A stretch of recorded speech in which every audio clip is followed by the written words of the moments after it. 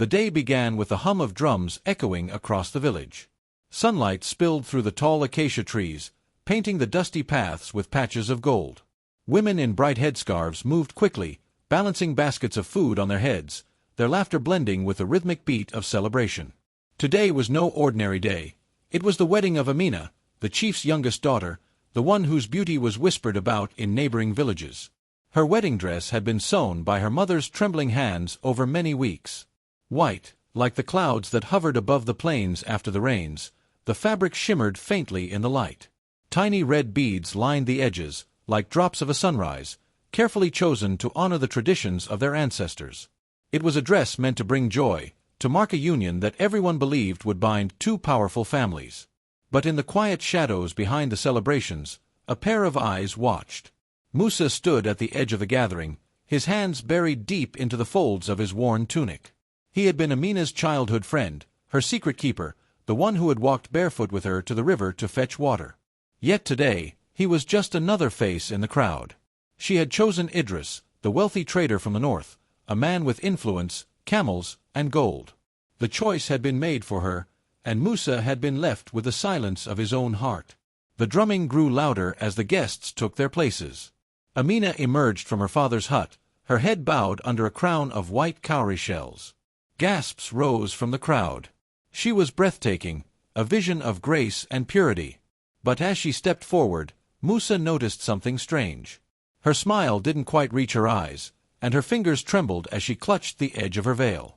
The ceremony began under the giant baobab tree, where generations had spoken their vows. The elder recited blessings, the air thick with the scent of burning incense. Idris stood tall beside her, his posture proud, but his gaze flickering, not on Amina, but toward a shadow moving at the far edge of the gathering. Then came the scream. It was sharp, cutting through the music like a blade. A young boy, no more than 10, ran into the clearing, his chest heaving. "There's blood!" he cried, pointing toward the riverbank. The drums fell silent. Guests exchanged uneasy glances. The elder hesitated, glancing toward the chief, who frowned deeply. "We will see after the vows," he said, his voice tight. But Amina had gone pale. Her eyes darted toward the direction of the river. For a moment, it seemed as if she might speak, but she lowered her gaze again. The vows were spoken, hands bound in woven grass. Yet even as the elder pronounced them husband and wife, the tension hung heavy, like a storm refusing to break. When they turned to walk toward the feast, another scream rang out, this time from a woman. She was running toward them, her wrapper torn, her hands soaked in crimson. "Help!" she cried. "It's Fatima!" Fatima was Amina's cousin, her closest friend, the one who had helped her try on the dress just that morning. The woman's words came out in sobs. She's gone. There's so much blood." The crowd erupted into chaos. Some ran toward the river, others tried to shield the children from the scene. Amina froze, her hand clutching the side of her gown.